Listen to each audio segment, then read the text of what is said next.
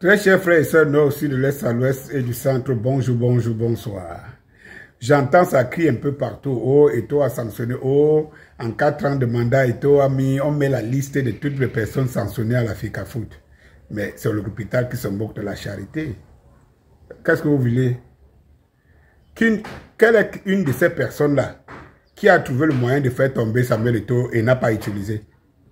Si les gens vont dans une guerre d'élimination, c'est une guerre existentielle. Ça dit que la lutte de Samuel Eto'o au niveau de la FECAFOOT, c'est une lutte existentielle. Ça dit que soit on le détruit et tout. Et lorsque vous avez des gens qui ne pensent que vous détruire, pourquoi leur donner le lait? Et s'ils perdent, pourquoi avoir de l'émotion pour eux? Mais autant vous pouvez compter le nombre de personnes qui ont été suspendues à la FECAFOOT, autant vous pouvez compter le nombre de procès que Samuel Eto'o a gagné. Est-ce que c'est difficile à comprendre? C'est difficile à comprendre. Bon, que les gens se disent au moins, encore que j'ai entendu que la suspension, il faut maintenant que les suspendus fassent appel, tout simplement. Peut-être qu'ils pourront être réduits, la suspension peut être réduite ou pas. Mais qui t'a dit, non, vraiment, et tout. Non, on ne pactise pas avec un démon, avec un hibou, avec un diable. Le diable, lui, n'a pas d'amis. S'il se soumet, c'est parce qu'il ne peut rien. Et qu'il peut se brûler s'il ne se soumet pas. Mais ce n'est pas parce qu'on change. Pas parce qu'il change.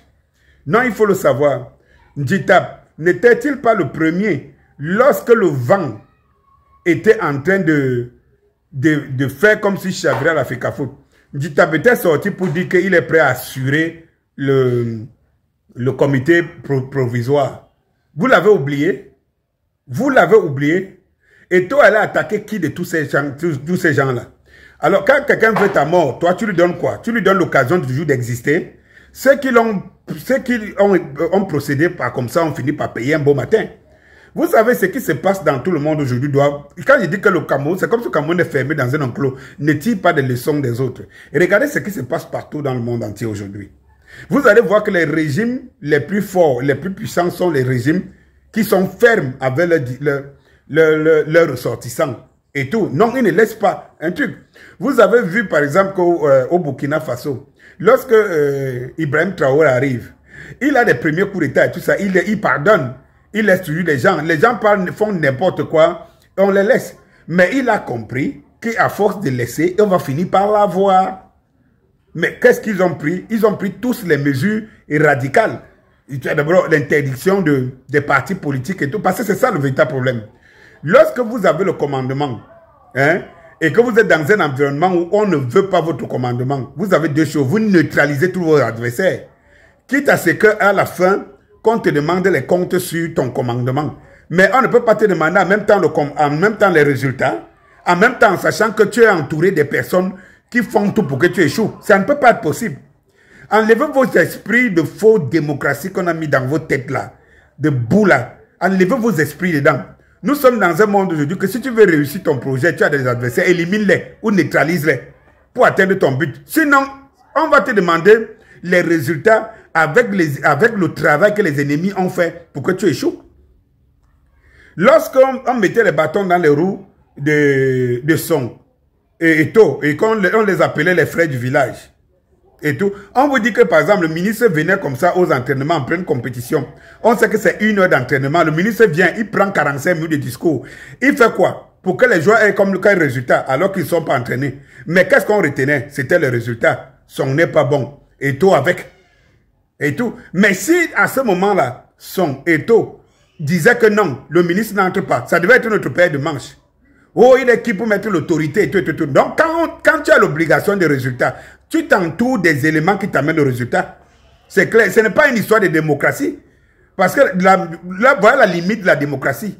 Qui veut que dès que quelqu'un n'est pas d'accord, il dit qu'au nom de la démocratie, je peux boycotter. C'est mon droit. Non. Et c'est lui qui doit réussir. Quel est son droit? Et quels sont ses devoirs? Il n'a que des obligations. Ça ne peut pas marcher comme ça. Si même, j'ai dit que dans toutes les, même au Mali, même au Burkina, on a suspendu les partis d'opposition parce que vous ne pouvez pas avancer si vous avez les gens qui s'opposent à ce que vous faites. Et ce sont ces opposants qu'on utilise pour vous atteindre. Mais quand la démocratie arrive en Afrique, ce n'était pas pour les beaux yeux des Africains. Tout comme quand la religion arrive, ce n'était pas pour les beaux yeux, ça avait un objectif. C'est parce que justement les dirigeants qui étaient là commençaient à penser à leur pays, à leur population, à leur peuple, que les impérialistes ont compris que non. Même pour faire les coups d'État contre eux était devenu difficile, devenait de plus en plus difficile. Il fallait donc trouver un moyen de les affaiblir.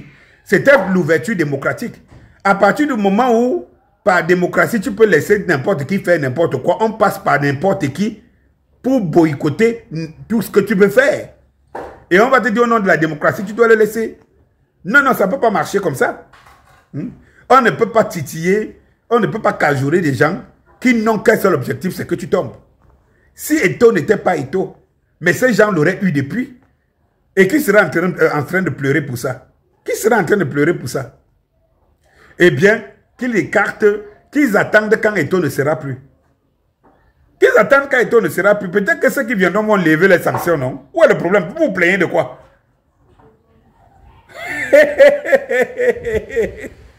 Bonsoir.